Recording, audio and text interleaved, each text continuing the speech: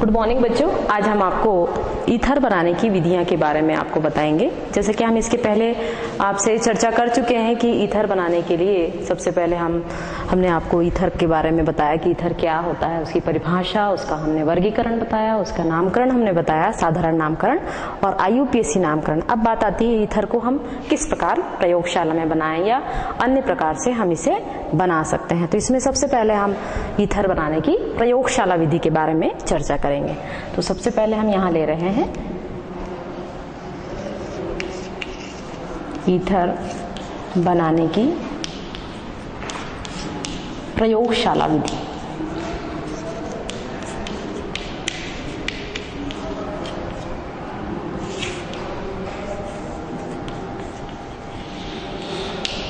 तो यहाँ पर हम ईथर बनाने की प्रयोगशाला विधि ले रहे हैं और यहाँ पर हम जो जिस ईथर को बनाना चाह रहे हैं वो है डाई एथिल ईथर।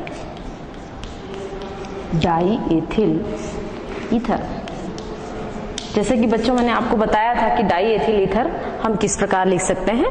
जैसे हम इस प्रकार लिखते हैं C2H5O C2H5, ये डाई एथिल ईथर होता है। इसको हम यदि नामकरण करें तो इसे हम डाई एथिल ईथर कहेंगे।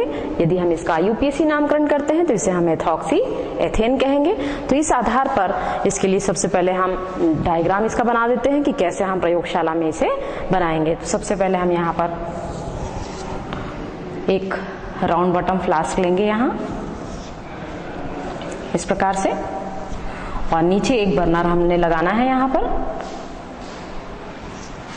इस प्रकार से।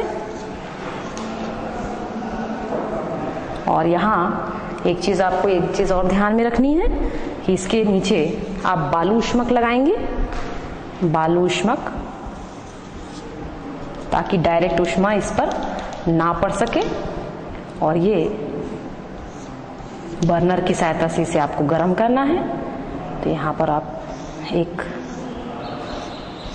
एक स्टैंड भी यहाँ लगा सकते हैं। तो इसे इस प्रकार दे सकते हैं आप।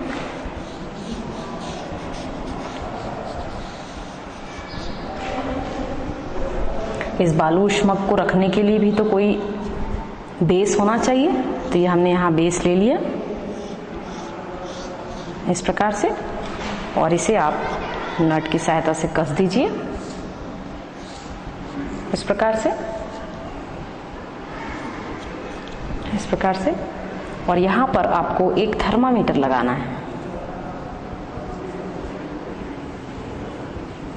ताकि यहाँ का जो टेम्परेचर है वो आप नोट कर सकें। और एक थिसिल फनल यहाँ डालना है आपको, थिसिल फनल को भी आपको इसके अंदर लगाना है।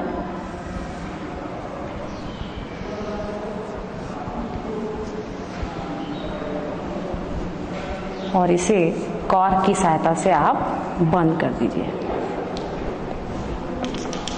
और यहाँ पर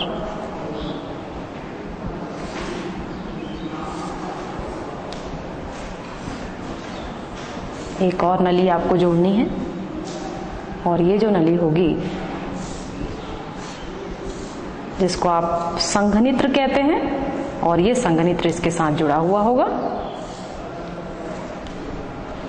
एक बात का आपको इसमें ध्यान रखना है कि ये जो संघनित्र है ये थोड़ा सा आप इसकी जो लंबाई है वो थोड़ी लंबी आपको रखनी है। और इस प्रकार से इसको स्टैंड की सहायता से इसे आप रखेंगे खड़ा इस प्रकार से। और यहाँ से आप ठंडा पानी डालेंगे, और ये ठंडे पानी को निकलने के लिए यहाँ पर स्थान होगा। और यहाँ पर आपको एक बीकर, एक कोनिकल फ्लास्क यहाँ पर आपको लगा देना है, और इसे भी कॉर्क की सहायता से आप बंद कर देंगे। और इसे एक दूसरे पात्र में आपको रखना है, और ये जो दूसरा पात्र होगा जिसमें ठंडा पानी होगा, बर्फ का पानी होगा, जिसके द्वारा आपको इसे इस प्रकार रखना है।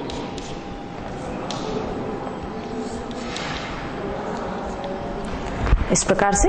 तो यहाँ पर आप देखिए, सबसे पहले हमको इसमें प्रयोगशाला विधि में यहाँ पर आप लेंगे ये थिसिल फनल आप ले रहे हैं और इस थिसिल फनल में आप एथिल एल्कोहल लेंगे, C2H5OH एथिल एल्कोहल, और यहाँ पर एथिल एल्कोहल और H2SO4 यहाँ लिया जाएगा, C2H5OH एथिल एल्कोहल, और दूसरा आपको लेना है इसमें सांद्र H2SO4। यहाँ पर आप ले रहे हैं सांद्र H2SO4, और ये जो दिखाई दे रहा है आपको, इसको आप बालू ऊष्मक कहते हैं। तो ये बालू ऊष्मक की सहायता से इसे आपको गर्म करना है।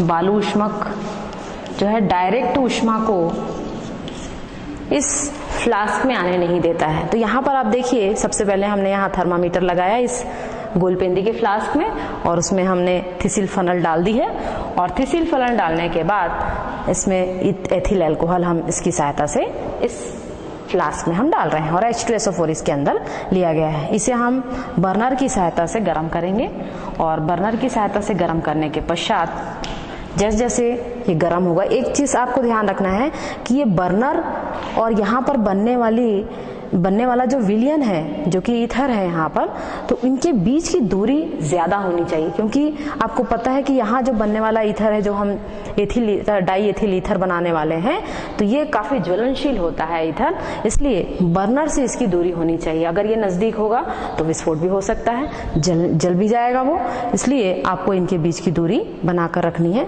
तो यहाँ पर जो संघनित्र है उसको थोड़ा आप बड़ा रखेंगे, तो उस कंडीशन में आप आसानी से इस प्रयोग को शांतिपूर्ण कंप्लीट कर सकते हैं।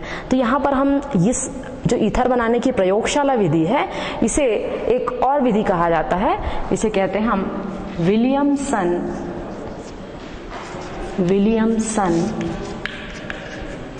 की सतत ईथरीकरण की विधि। सतत ईथरीकरण की विधि तो आपको किसी भी रूप में पूछा जा सकता है, चाहे आपको ईथर डाई एथिल ईथर की प्रयोगशाला विधि के रूप में भी पूछा जा सकता है, या फिर आपको पूछा जाएगा विलियमसन की सतत ईथरीकरण की विधि को नामांकित चित्र के द्वारा इसे समझाइए कि इसकी रासायनिक समीकरण आपको पूछा जाएगा। तो इसके लिए सबसे पहले हमने एथिल एल्कोहल और सांद्र H2SO4 इस फ्लास्क में लिया, और फ्लास्क में लेने के बाद, इस गोलपेंदी के फ्लास्क में लेने के बाद बालू ऊष्मक की सहायता से हम इस विलयन को गर्म करेंगे। जैसे हम इसको गर्म करते हैं तो आप देखेंगे गर्म करने से इसकी भाप निकलेगी, और ये भाप निकलने के बाद ये जैसे ही संघनित्र के पास पहुंचती है, तो यहाँ पर हम संघनित्र जो है, इसे हम संघनित्र कहते हैं। ये संघनित्र है। तो यहाँ पर जो संघनित्र लगा हुआ है, इसमें ठंडा पानी होता है, तो ये इस भाप को क्या करेगा, ठंडा कर देगा। तो भाप ठंडी होगी, तो यहाँ पर एथिल एल्कोहल और सांद्र H2SO4 की क्रिया के द्वारा निकलने वाली भाप संघनित्र में आकर के ठंडी होती है, और ठंडी होने के बाद इस फ्लास्क में, जहाँ पर ठंडा पानी रखा हुआ है, बर्फ युक्त जल इसके अंदर रखा हुआ है, और ये जो पानी है ठंडा हो गया है। अब इस ठंडे विलयन को हमने इसमें, ठंडे विलयन के ऊपर में इस बीकर को, इस कोनिकल फ्लास्क को हमने रख दिया है। कोनिकल फ्लास्क रखने के बाद ये जो ईथर की वाष्प है, ये धीरे धीरे यहाँ पर आकर के जमा हो जाएगी। तो ये जो बन रहा है यहाँ पर डाई एथिल ईथर। तो यहाँ पर इसके रासायनिक समीकरण हम देख सकते हैं। तो रासायनिक समीकरण में यहाँ पर जो हमने लिखा है कि विलियमसन की सतत ईथरीकरण की विधि, तो इसे सतत ईथरीकरण की विधि इसलिए कहा जाता है कि यहाँ पर हम एथिल एल्कोहल और H2SO4 को डालते हैं, और एथिल एल्कोहल और H2SO4 डालने के बाद एक ही बार हमने डाला, और उसके बाद दोबारा हमें डालने की आवश्यकता नहीं पड़ती, और निरंतर मतलब लगातार इससे हमको ईथर की प्राप्ति होती रहती है। तो इसे हम इस प्रकार आपको बता सकते हैं। इसके रासायनिक समीकरण यदि हम लिखें तो इसे हम इस प्रकार लिख सकते हैं, C2H5 हमने क्या लिया है, एथिल एल्कोहल लिया है, C2H5OH प्लस सांद्र H2SO4। ये सांद्र लेना है आपको, आपने सांद्र H2SO4 लिया, इसकी रासायनिक अभिक्रिया होगी, और ये 140 डिग्री सेल्सियस पर, मतलब पहले तो हम 100 डिग्री सेल्सियस इसका टेम्परेचर लेंगे, और धीरे धीरे इसका एक माध्यमिक उत्पाद बनता है, और ये माध्यमिक उत्पाद बनेगा C2H5 और यहाँ पर देखिए एक हाइड्रोजन इस OH के साथ क्रिया कर लेगा, जिसे हम इस प्रकार भी लिख सकते हैं। जैसे यदि आपको यहाँ से H2O का अणु निकालना है तो इसे हम इस प्रकार लिख सकते हैं HSO4 भी लिखा जा सकता है। तो यहाँ पर आप देखिए H2O का अणु निकल जाएगा यहाँ से, तो यहाँ पर ये बनेगा C2H5HSO4 प्लस H2O। तो इसे हम क्या कहेंगे? Ethyl hydrogen sulphate. Ethyl hydrogen sulphate. अब ये जो एथिल हाइड्रोजन सल्फेट है ये पुनः एथिल अल्कोहल के साथ क्रिया करेगा, क्योंकि आपको पता है कि यहाँ हम एथिल अल्कोहल यहाँ से थिसिल फनल की सहायता से इसमें डाल रहे हैं और ये कॉर्क के द्वारा पूरी तरह से बंद है। और यहाँ पर जैसे हम एथिल अल्कोहल डालते हैं तो यहाँ पर इसका जो आयतन होता है ये 2 आयतन। यहाँ पर आपको एथिल अल्कोहल कितनी मात्रा में लेना है? 2 आयतन के रूप में लेना है, और जो सांद्र H2SO4 है ये 1 आयतन के रूप में लेना है। मतलब ये मान के चलिए आप कि H2SO4 की जो कम से कम मात्रा है वो एथिल अल्कोहल को किसमें बदलने के लिए पर्याप्त होती है? ईथर में बदलने के लिए पर्याप्त होती है। तो यहाँ पर जो एथिल हाइड्रोजन सल्फेट है ये पुनः एथिल अल्कोहल के साथ क्रिया करेगा। तो यहाँ पर आप देखिए इस अभिक्रिया को हम इस प्रकार लिख सकते हैं C2H5HSO4 प्लस C2H5OH। तो एथिल अल्कोहल की क्रिया हो जाएगी, और क्रिया होने से 140 डिग्री सेल्सियस पर पहले हमने देखा कि इसका जो टेम्परेचर है हमने कम रखा है, और धीरे धीरे इस टेम्परेचर को हम बढ़ाते हैं। तो जैसे ही 140 डिग्री सेल्सियस होता है तो यह अभिक्रिया पूर्ण हो जाती है, और पूर्ण होने के बाद इससे हमको ईथर की प्राप्ति होती है। C2H5O C2H5 plus H2SO4। यहां पर आप देखिए ये जो आपको ये तो 140 डिग्री सेल्सियस है, ये जो एरो दिखाई दे रहा है आपको, यहाँ पर आप देखिए कि जो एथिल हाइड्रोजन सल्फेट है, एथिल हाइड्रोजन सल्फेट की अल्कोहल के साथ पुनः अभिक्रिया होती है, जिससे हमको डाई एथिल ईथर की प्राप्ति हो रही है, और H2SO4 पुनः प्राप्त हो रहा है। तो यहाँ पर H2SO4 चूंकि हमने कितनी मात्रा में लिया है? कम मात्रा में लिया है। जैसे मैंने आपको बताया कि H2SO4 हम यहाँ पर 1 आयतन के रूप में लेंगे, और जो हमने एथिल अल्कोहल लिया है उसका जस्ट डबल लेंगे, तो 2 आयतन के रूप में ले रहे हैं, और 100 डिग्री सेल्सियस पर इसका एक उत्पाद प्राप्त होता है जिसे हम एथिल हाइड्रोजन सल्फेट कहते हैं, और H2O का अणु मुक्त हो जाएगा। और H2O का अणु मुक्त होने के बाद जो एथिल हाइड्रोजन सल्फेट है इसकी क्रिया होगी एथिल अल्कोहल के साथ। चूंकि हम एथिल अल्कोहल की मात्रा यहाँ ज्यादा ले रहे हैं तो यहाँ पर एथिल अल्कोहल के साथ 140 डिग्री सेल्सियस पर क्रिया होती है, और क्रिया होने के बाद इससे हमको डाई एथिल ईथर की प्राप्ति होगी, और H2SO4 हमें पुनः प्राप्त हो जा रहा है। तो यहाँ पर आप देखिए एक बार हमने H2SO4 डाला तो पुनः हमको किसकी प्राप्ति हो रही है? H2SO4 की प्राप्ति हो रही है, और ईथर लगातार बनता रहता है। इसलिए इस विधि को हम कहते हैं सतत ईथरीकरण की विधि। तो यहाँ पर जो सतत ईथरीकरण की विधि है इसीलिए कहा जा रहा है क्योंकि एक बार हमने एथिल अल्कोहल और H2SO4 को हमने डाल दिया तो निरंतर रूप में हमें ईथर की प्राप्ति होती है। लेकिन यहाँ जो ईथर हमें प्राप्त हो रहा है, यहाँ संघनित्र के द्वारा इसकी भाप को हमने ठंडा किया। ठंडा करने के बाद यहाँ पर हमने कोनिकल फ्लास्क में इस ईथर को हमने कलेक्ट कर लिया, ईथर को हमने इसमें ट्रांसफर कर दिया। तो यहाँ पर जो ईथर हमें प्राप्त हो रहा है इसमें कुछ अशुद्धियां होती है। तो यहाँ पर आप देखेंगे कि जो अशुद्धियां हैं इसको हमको दूर करना है, तो दूर करने के लिए हमको कुछ पदार्थों को इसमें डालना पड़ेगा। तो इसमें कुछ पदार्थ हम डालते हैं। तो यहाँ पर आप देखिए जो ईथर हमको प्राप्त हो रहा है वो अशुद्ध अवस्था में प्राप्त हो रहा है। तो इस प्रकार हम देखेंगे कि इनकी अशुद्धियों को हम कैसे दूर कर सकते हैं।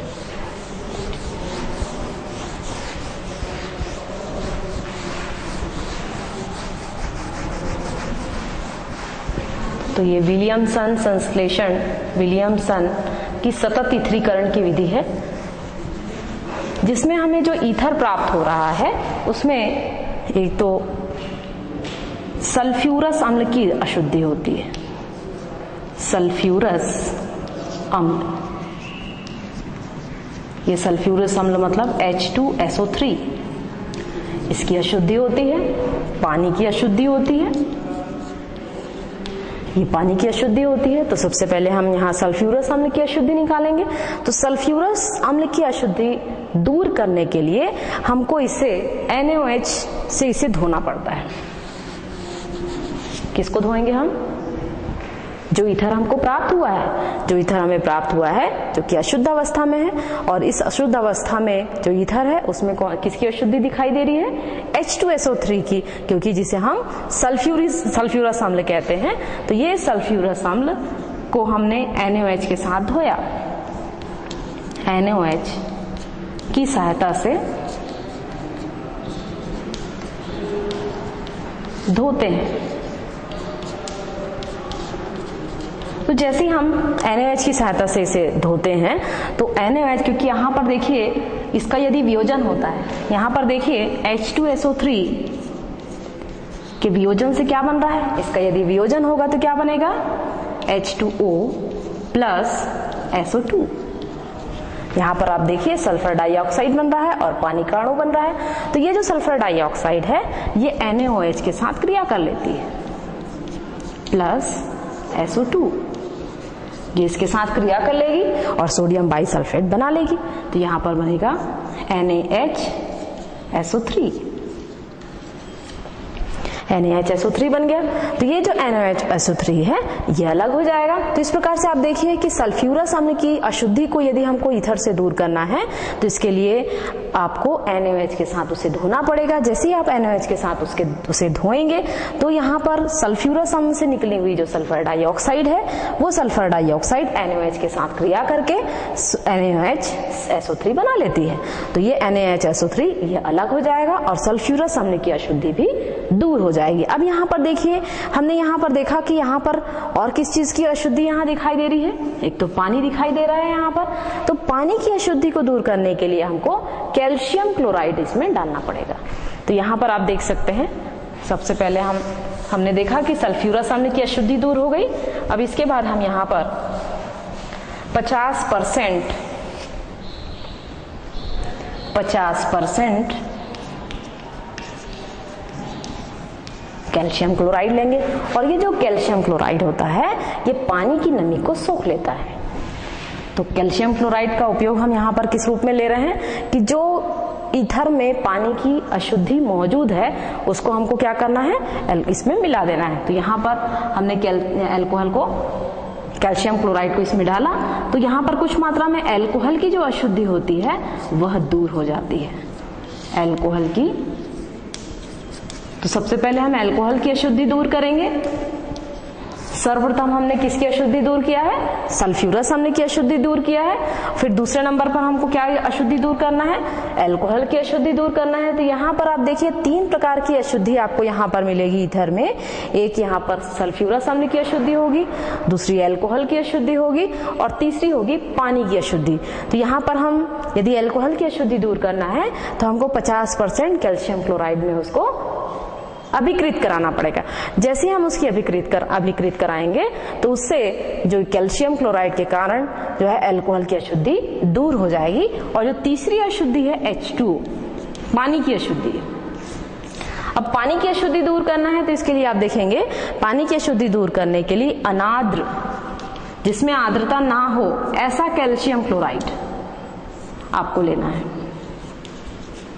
अनाद्र, क्योंकि नमी तो इसमें पहले से ही है पानी के कारण, तो पानी की नमी को दूर करना है तो ऐसा कैल्शियम क्लोराइड आपको लेना पड़ेगा जो कैसा हो? जिसमें आर्द्रता ना हो, जिसमें नमी ना हो। तो जैसे ही हम इसमें आपकी इसकी क्रिया कराते हैं अनाद्र कैल्शियम क्लोराइड की और इसके साथ मिलाकर इसको सुखाते हैं तो 35 से 36 डिग्री सेल्सियस के बीच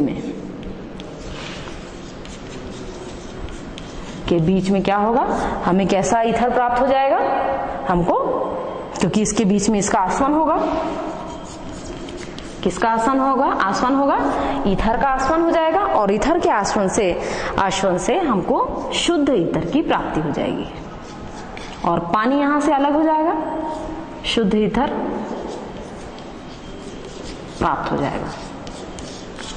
तो इस प्रकार से आपने देखा कि ये ईथर बनाने की जो प्रयोगशाला विधि है, जिसको हम डाई एथिल ईथर की प्रयोगशाला विधि भी बोल सकते हैं या उसके डाई एथिल ईथर की बनाने की विधि भी कह सकते हैं, क्योंकि ये प्रयोगशाला विधि है और इसे हम प्रयोगशाला की विधि कह सकते हैं और विलियमसन की सतह तिथरीकरण की विधि भी कहते हैं। तो इस विधि के द्वारा हम शुद्ध अवस्था में ईथर को प्राप्त कर सकते हैं। तो यहाँ पर आपने देखा कि जब भी हम एथिल अल्कोहल और हाइड्रोजन सल्फ्यूरिक अम्ल की क्रिया कराते हैं 2 आयतन और 1 आयतन के कारण, तो इसके फलस्वरूप हमको माध्यमिक उत्पाद प्राप्त हो रहा है, जल मुक्त हो रहा है, एथिल हाइड्रोजन सल्फेट बनेगा।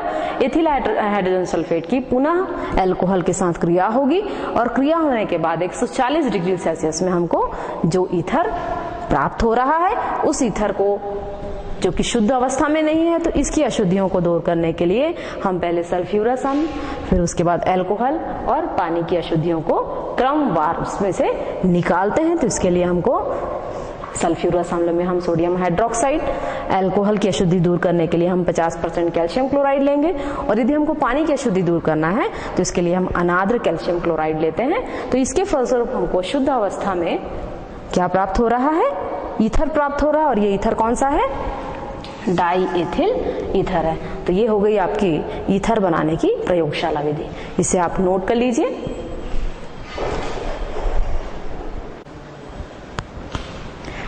इसे आपने नोट कर लिया होगा, ये ईथर बनाने की प्रयोगशाला विधि हुई। अब हम इस ईथर बनाने की अन्य विधियों के बारे में चर्चा करेंगे। नेक्स्ट है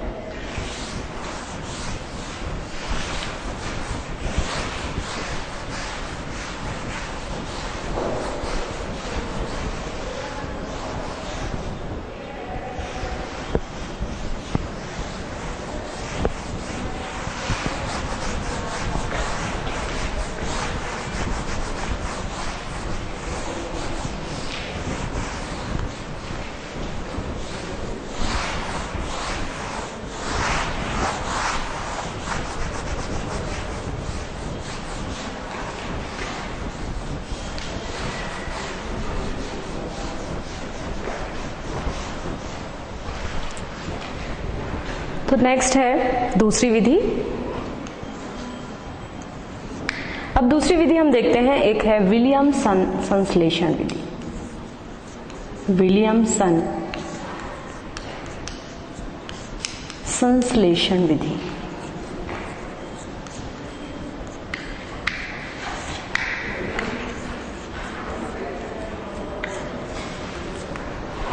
इस विधि में आप देखेंगे कि जो एल्किल हैलाइड होता है, एल्किल हैलाइड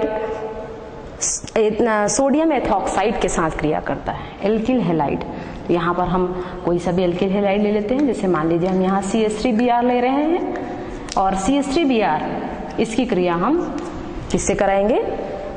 सोडियम एथॉक्साइड के साथ। तो NaOC2H5 के साथ इसकी हम क्रिया करा रहे हैं। तो यहाँ पर हम एल्किल हैलाइड की क्रिया जब सोडियम एथॉक्साइड के साथ होती है तो इसके फलस्वरूप हमको जो ईथर प्राप्त होता है वह मिश्रित ईथर होता है। तो यहाँ पर आप देखेंगे इसकी क्रिया होगी और इसकी क्रिया के पश्चात आप इसे गर्म करेंगे और जैसे ही आप गर्म करते हैं तो इससे हमको NaBr प्राप्त होगा और CH3OC2H5 प्राप्त होगा, जिसे हम क्या कहेंगे? Methyl ethyl ether. Methyl ethyl ether. और यहाँ पर इसका साधारण नाम है, IUPAC नामकरण में हम मेथॉक्सी एथेन बोल सकते हैं। और प्लस क्या बन रहा है यहाँ? NaBr प्राप्त हो रहा है, सोडियम ब्रोमाइड की प्राप्ति हो रही है। तो यहाँ पर आप देखिए जो ईथर प्राप्त हो रहा है वो कैसा ईथर दिखाई दे रहा है आपको? सरल ईथर है या मिश्रित ईथर है? यहाँ पर आप देखेंगे ये ईथर कौन सा है? मिश्रित ईथर दिखाई दे रहा है, क्योंकि दोनों ही एल्किल समूह कैसे हैं? भिन्न भिन्न प्रकार के हैं। तो इस प्रकार से हम इसको बना सकते हैं। नेक्स्ट इसमें एक दूसरा हम देख सकते हैं, यदि यहाँ पर ये जो एथॉक्साइड है, यदि यहाँ पर ये फेनिल समूह यदि हो तो इसको हम इस प्रकार लिख सकते हैं CH3Br प्लस NaOC6H5 इस प्रकार से। और इसकी अभिक्रिया होगी और अभिक्रिया होने से जो उत्पाद हमें प्राप्त होगा उसको हम इस प्रकार लिख सकते हैं CH3O C6H5 प्लस यहाँ पर भी आप देखिए एक अन्य उत्पाद यहाँ प्राप्त हो रहा है, इसका नाम क्या है यहाँ सोडियम ब्रोमाइड। तो यहाँ पर ये जो प्राप्त हो रहा है इसे हम क्या कहते हैं, इसे क्या कहा जाएगा, मेथिल फेनिल ईथर कहेंगे, या इसको दूसरे नाम के रूप में इसे हम कह सकते हैं, क्या कह सकते हैं इसे यदि हम स्ट्रक्चर लिखना चाहें तो इसे इस प्रकार लिख सकते हैं OCH3। तो ये मेथिल फेनिल ईथर है, या इसे हम क्या कहेंगे, मेथॉक्सी बेंजीन कहेंगे इसे। तो इस प्रकार से यहाँ पर विलियमसन संश्लेषण की जो विधि है इसमें एल्किल हैलाइड की क्रिया हम एथॉक्साइड के साथ कराते हैं, सोडियम एथॉक्साइड के साथ। तो इसके फलस्वरूप हमको मिश्रित ईथर की प्राप्ति होती है। ये मिश्रित ईथर एलिफेटिक भी हो सकता है और एरोमेटिक भी होगा। एरोमेटिक होगा तो इस प्रकार से लिखेंगे, तो इसे हम, इसका एक दूसरा नाम भी है, इसको हम कहते हैं एनिसॉल, एनिसॉल भी कहा जाता है इसे, या फिर इसे हम क्या कहेंगे, मेथॉक्सी बेंजीन।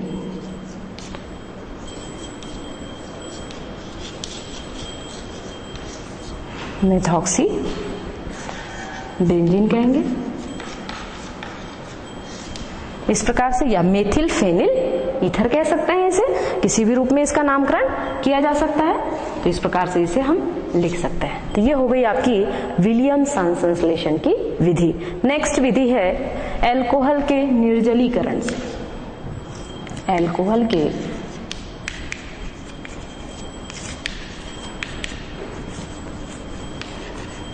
निर्जलीकरण से।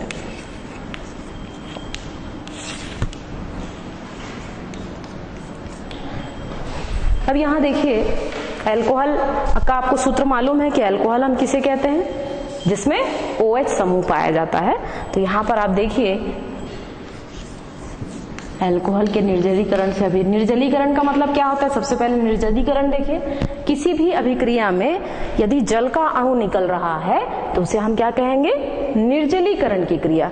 तो यहाँ पर अल्कोहल के 2 अणु लिए जाते हैं, जैसे हमने लिया यहाँ C2H5OH प्लस यहाँ पर आप लिख सकते हैं HOC2H5, इस प्रकार से आप लिख सकते हैं इसे। और इस पर जब सांद्र H2SO4 की क्रिया होती है, सांद्र सल्फ्यूरिक अम्ल, या इसे हम सांद्र H2SO4 कहते हैं, और इस पर 140 डिग्री सेल्सियस में अभिक्रिया होती है तो जल का अणु इसमें से निकल जाएगा और ये बन जाएगा C2H5O C2H5।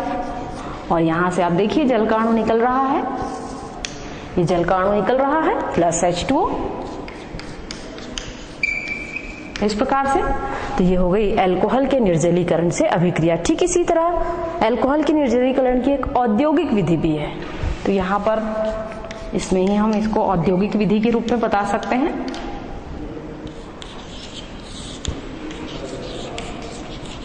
औद्योगिक और प्रयोगशाला विधि दोनों में अंतर है।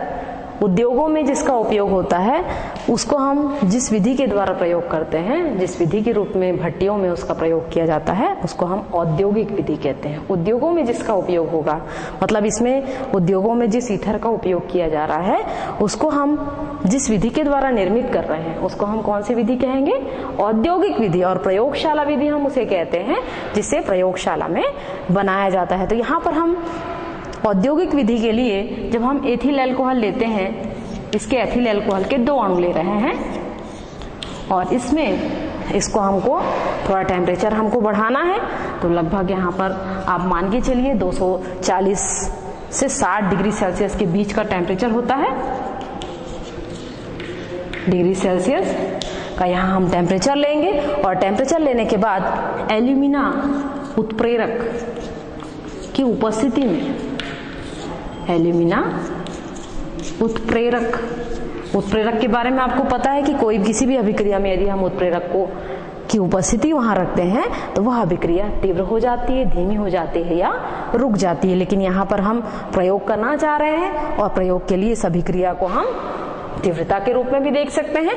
तो यहाँ पर हम एथिल अल्कोहल के 2 अणु हम ले रहे हैं और कितने डिग्री सेल्सियस पर हम इसमें अभिक्रिया करा रहे हैं, 240 से 260 डिग्री सेल्सियस पर। तो इससे हमको ईथर की प्राप्ति होगी C2H5O C2H5 प्लस H2।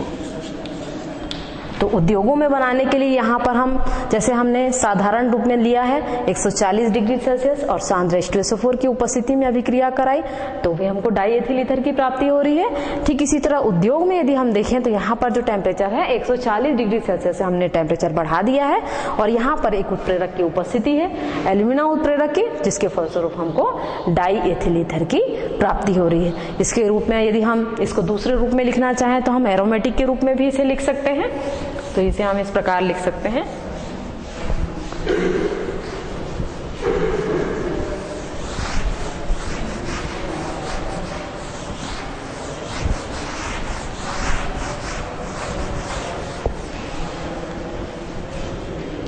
जैसे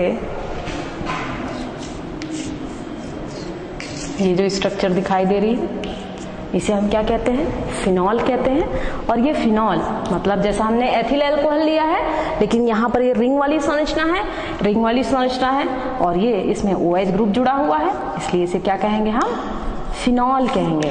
अब फिनॉल में हमको क्या करना है, एथिल अल्कोहल की क्रिया करानी है, C2H5OH। तो जब फिनॉल में एथिल अल्कोहल की क्रिया होती है और थोरिया पर इसको प्रभावित करते हैं, थोरिया पर इन दोनों ही अल्कोहल को हमने प्रवाहित किया। प्रवाहित करने पर क्या होगा कि ये जो फिनॉल है ये इसके साथ क्रिया कर लेगा और क्रिया करने के बाद जिस यौगिक का निर्माण होता है उसको हम ईथर कहते हैं। लेकिन यहाँ पर आप देखिए जो ईथर हमें प्राप्त हो रहा है वो इस प्रकार का ईथर है। ये इस ईथर को क्या बोलेंगे हम, क्योंकि ये कैसा ईथर होगा, एरोमेटिक ईथर होगा, क्योंकि यहाँ रिंग पाई जा रही है, दूसरा एल्किल समूह है लेकिन ये एरिल समूह है, तो इसे हम कहेंगे ethyl phenyl ether. Ethyl phenyl ether कहा जाएगा या इसका दूसरा एक नाम है जिसे हम कहते हैं फेनिटॉल, इसे कहते हैं फेनिटॉल।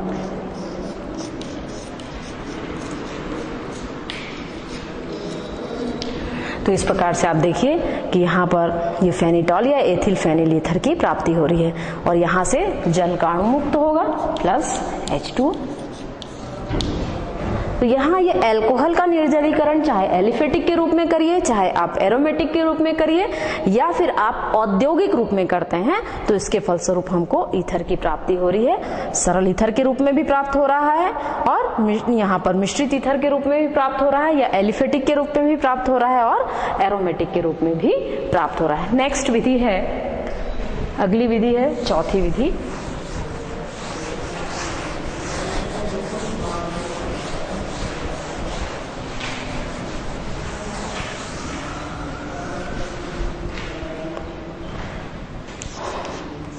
चौथी विधि है ग्रिग्नार्ड अभिकर्मक से।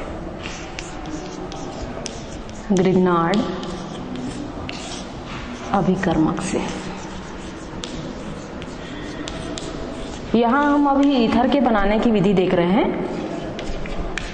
जब ग्रिग्नार्ड अभिकर्मक से क्रिया होती है तो ग्रिग्नार्ड अभिकर्मक से हमको क्रिया करानी है मोनोक्लोरोडाइमेथिल ईथर की। तो यहां पर हम ग्रिग्नार्ड अभिकर्मक लेंगे, इसका सूत्र है, यहाँ पर आप ले लेते हैं CH3 CH2 MgBr।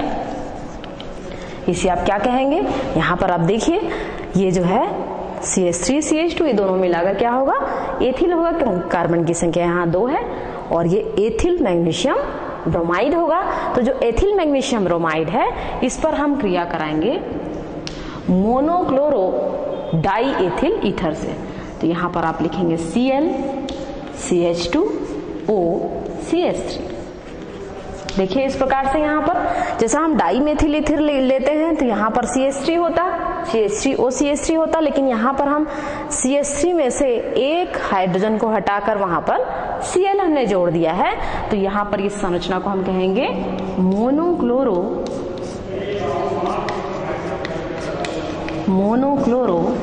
Die methyl ether. ये हो जाएगा इसका नामकरण।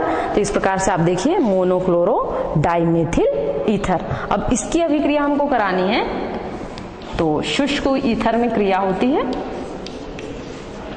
शुष्क ईथर की उपस्थिति में जब क्रिया होती है तो इसके फलस्वरूप हमको ईथर की प्राप्ति होगी, और ईथर की प्राप्ति होने के पश्चात यहाँ पर जो अभिकर्मक हमको प्राप्त हो रहा है, इस प्रकार से आप देख सकते हैं ये जो है अलग हो जाएगा यहाँ से इस प्रकार से। तो इसे हम क्या लिख सकते हैं, CH3 CH2 CH2 O CH3, इसे इस प्रकार लिखा जा सकता है। तो यहाँ पर आप देखिए, और दूसरा जो रिएजेंट हमको प्राप्त हो रहा है इसे हम क्या लिख सकते हैं, MgBrCl, इस प्रकार लिख सकते हैं। क्लोरो मैग्नीशियम ब्रोमाइड लिखा जा सकता है, ऐसा ही है, मैग्नीशियम क्लोरो ब्रोमाइड कह सकते हैं, क्लोरो मैग्नीशियम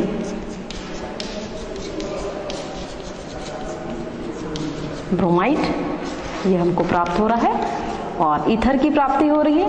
और यहाँ जो ईथर हमें प्राप्त हो रहा है तो यहाँ इसको आप देख सकते हैं, यहाँ पर इसे हम क्या कहेंगे, मेथॉक्सी प्रोपेन, क्योंकि यहाँ पर जो छोटा एल्किल समूह ये कौन सा है, CH3 है, तो इसे हम कहेंगे मेथॉक्सी प्रोपेन कहेंगे।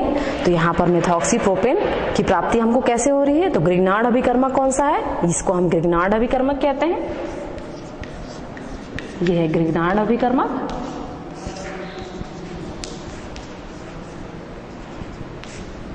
ये ग्रिग्नार्ड अभिकर्मक है, और ग्रिग्नार्ड अभिकर्मक की क्रिया हम किससे करा रहे हैं, मोनोक्लोरो डाइमेथिल ईथर के साथ। शुष्क ईथर की उपस्थिति में जब अभिक्रिया होती है तो इससे हमको मेथॉक्सी प्रोपेन की प्राप्ति हो रही है।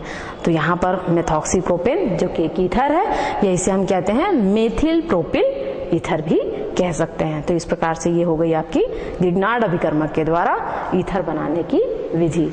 नेक्स्ट है, अगली विधि है अल्कोहल के द्वारा हम अभिक्रिया कराते हैं।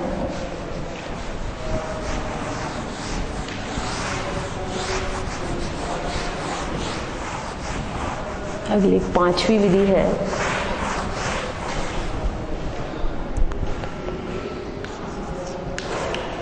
अल्कोहल के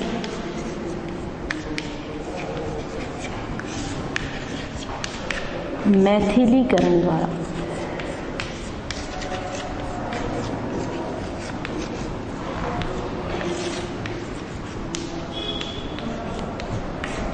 यहाँ पर आप देखिए कि अल्कोहल का हमको मैथिलीकरण कराना है, और मैथिलीकरण कराने के लिए हमको यहाँ पर किसका उपयोग करना पड़ेगा, आप देखिए यहाँ C2H5OH एथिल अल्कोहल, इसकी क्रिया हम कराएंगे।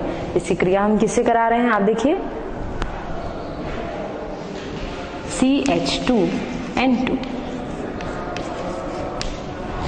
CH2N2 के साथ इसकी क्रिया कराते हैं एल्युमिनियम एल्कोक्साइड से की उपस्थिति में। यहाँ पर आप लेंगे एल्युमिनियम और ये लेंगे OR। इस प्रकार से आप देखिए OR को हम क्या कह सकते हैं, एल्कोक्साइड कहते हैं। इसकी 3 मात्रा हम लेंगे यहाँ पर, तो AlOR 28 हम लेंगे। इसकी उपस्थिति में अभिक्रिया होती है। तो जो एथिल अल्कोहल है, ये एथिल अल्कोहल इसके साथ क्रिया करेगा, CH2N2 के साथ क्रिया करेगा, तो ये बना लेगा, इसे हम कहेंगे C2H5OCH3। इसके साथ इसकी क्रिया हो रही है, आप देखिए। तो यहाँ पर एल्युमिनियम एल्कोक्साइड के साथ क्रिया होगी, इसको बोलते हैं हम एल्युमिनियम एल्कोक्साइड। तो एल्युमिनियम एल्कोक्साइड के साथ अभी क्रिया होगी तो क्या होगा, मेथॉक्सी एथेन बनेगा इससे।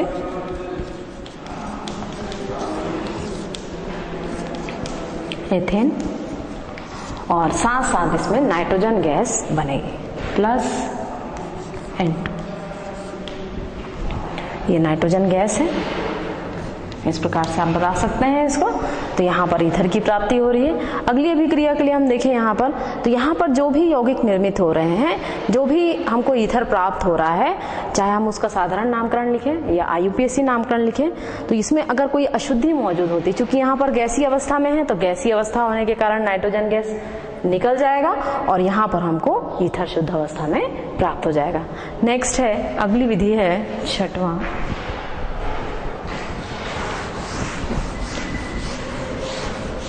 तो इसे विभिन्न प्रकार से हम बना सकते हैं, निर्मित कर सकते हैं ईथर को। चाहे उसे हम सरल ईथर के रूप में निर्मित करें, एल्फेटिक ईथर के रूप में निर्मित करें, या फिर एरोमेटिक ईथर के रूप में निर्मित करें।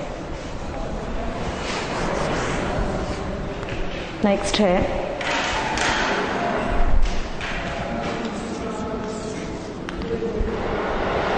Alkyl halide.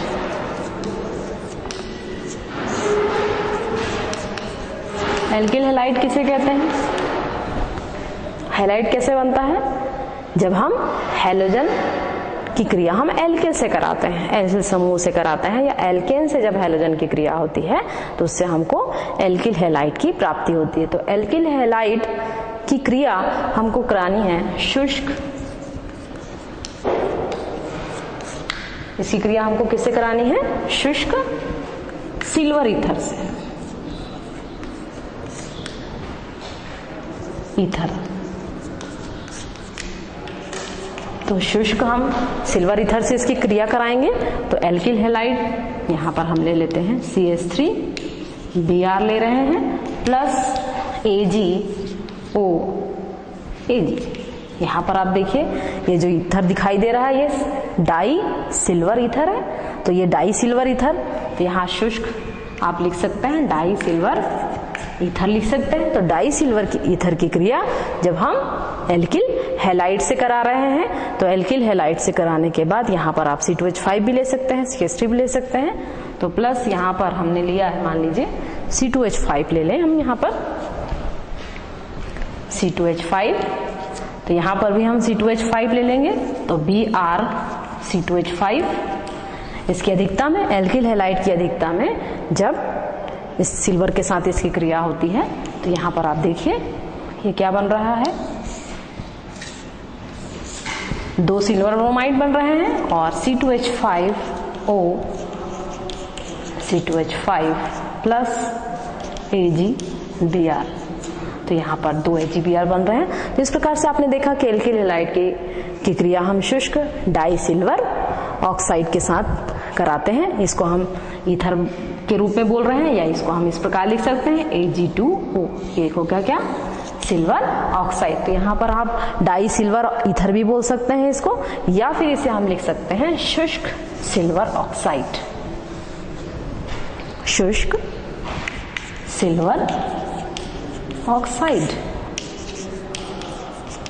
जब शुष्क सिल्वर ऑक्साइड के साथ इसकी क्रिया होती है, दिख रहा है ये ईथर के रूप में ही है, लेकिन हम इसे इस प्रकार लिख सकते हैं। तो डाई सिल्वर ऑक्साइड की क्रिया हम यहाँ पर कराते हैं, तो इससे हमको ईथर की प्राप्ति हो रही है, डाई एथिल ईथर बन रहा है और सिल्वर ब्रोमाइड प्राप्त हो रहा है। तो इस प्रकार आपने देखा कि ईथर को हम प्रयोगशाला में या उद्योगों में हम किस प्रकार से निर्मित करते हैं। तो आज के लिए बस इतना ही, आगे का हम आपको अगले पीरियड में बताएंगे। Thank you.